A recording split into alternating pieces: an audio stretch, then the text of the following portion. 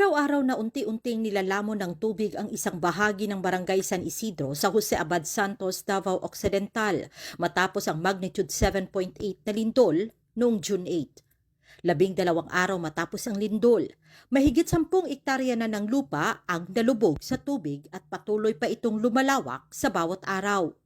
Kapansin-pansin ang dahan-dahang pag-abante ng tubig sa lugar. Isa sa pinakaapektado ang dating kapitan ng barangay na si Rogelio Barlizo dahil mismong sa kanyang lupain sa sitio sa Lambayong umabot ang tubig. Nanganganib na rin ang humigit kumulang 50 kabahayan sa sitio Nagala dahil patungo na rin doon ang tubig. May problema, nagpaidulong na pong tubig dito. Aghang kayong balay diha sir sa ubos niya karon naay mga army nga nagipalayas na sila diha. Ipabakwit sila. Ayon kay Barlizo, labis ang kanilang pag-aalala dahil bukod sa pagkalubog ng kanilang lugar sa tubig, nawalan na rin sila ng kabuhayan mula sa pagkukopra ng niyog.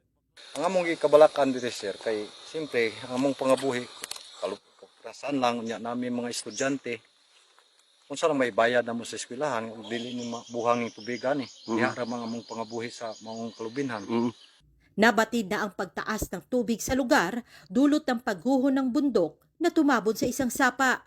Dahil dito, naipon ang tubig at bumalik ito patungo sa mga kabahayan. Ang kataso na ng building nga, mga 14 feet na siya. Pero tanawang nabilin, pila na lang na. So, ang kalawom sa tubig. Adlaw-adlaw nagkataas ang tubig. Nauna nang inanunsyo ni Jose Abad Santos Mayor Jason John Joyce na dapat nang lumikas ang mga residenteng nakatira malapit sa sapa, lalo na sa mga barangay ng Nuwing, Butuan, Sugal, Kabalyan at Malalan dahil nananatiling delikado ang sitwasyon sakaling bumigay ang lupang tumabon sa sapa. Ayon naman sa mga residente, nakapunta na sa lugar ang mga tauhan ng Department of Public Works and Highways upang magsagawa ng inspeksyon. Sa pakikipag-ugnayan ng Brigada Davao sa kanilang tagapagsalita na si Dean Ortiz, hinggil sa kanilang plano para sa sitwasyon, sinabi nitong unti-unti nilang tinutugunan ang problema.